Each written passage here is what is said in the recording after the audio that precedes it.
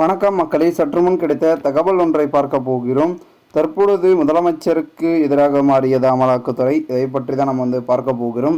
தகவலை பார்ப்பதற்கு முன்னதாக நீங்கள் நம்மளுடைய சேனலுக்கு புதிய பார்வையாளர்களாக இருந்தீர்கள் என்றால் மறக்காமல் நம்மளுடைய சேனலை சப்ஸ்கிரைப் செய்து வைத்துக் கொள்ளுங்கள் மக்களே.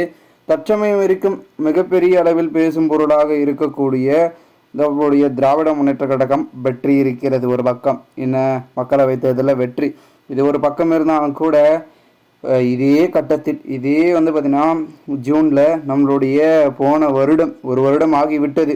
போன வருடம் என்ன நடந்தது? நம்மளுடைய திமுகவின் முக்கிய புள்ளி, முக்கிய அமைச்சர், மின்சாரத்துறை அப்படின்ற ஒரு அங்கம் வகித்த அமைச்சர் நம்மளுடைய செந்தில் பாலாஜி அவர்கள் பார்த்திங்கன்னா தற்போது ஜூன் மாதம் தான் கைது செய்யப்பட்டார். அவர் கைது செய்யப்பட்டு அமலாக்கத்துறை பல ரைடுகளை நடத்தி எவ்வளோ ஆவணங்களை எடுத்து என்னென்ன பண்ணாங்கன்றது எல்லாருக்குமே தெரியும். நிறைய ஊடகங்களில் அவரை பற்றி பேசாத ஊடகங்கள் இல்லை. அந்த அளவிற்கு பார்த்திங்கன்னா நம்மளுடைய செந்தில் பாலாஜியும் திமுகவின் பெயரும் அந்த அளவிற்கு அடி வாங்கியது என்று சொல்லலாம். இந்த ஒரு சூழலில் தற்பொழுது மிகப்பெரிய அளவில் இருந்தது. அவர் காவேரி மருத்துவமனை போனது, சிகிச்சை பெற்றது, அங்கே போனது, இங்கே போனதுன்னு எங்கெங்கே போனாங்க. அதன் பிறகு சிறைக்கு பார்த்திங்கன்னா செல்லக்கூடிய ஒரு சூழல் என்பது நடைபெற்றது.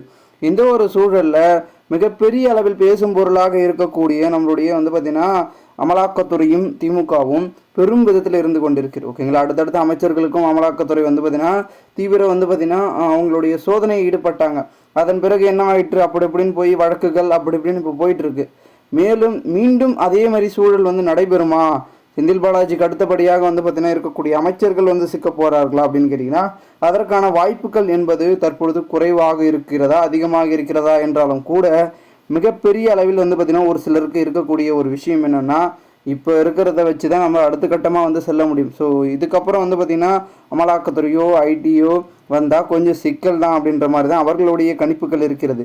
திராவிட முன்னேற்ற கழகத்தை பொறுத்த வரைக்கும் பெரும்பாலான பார்த்திங்கன்னா புள்ளிகள் அனைவருமே பார்த்திங்கன்னா தற்போது செந்தில் பாலாஜி அவர்கள் சிறைக்கு செல்வது இருக்கட்டும், அமலாக்கத்துறை ரைடாக இருக்கட்டும், ஸோ எல்லாம் முடிஞ்சது பிறகு அவர்கள் எல்லாம் பார்த்திங்கன்னா ஓரளவுக்கு இதெல்லாம் செய்யக்கூடாது, அவரை பாற்று அவர் என்னென்ன தவறுகளை செய்தாரோ அதெல்லாம் செய்யாமல் இருந்தால் நம்ம பார்த்திங்கன்னா மாட்டாமல் கரெக்டாக இருப்போம் அப்படின்ற ஒரு சூழலுக்கு தள்ளப்பட்டிருக்கிறார்கள்.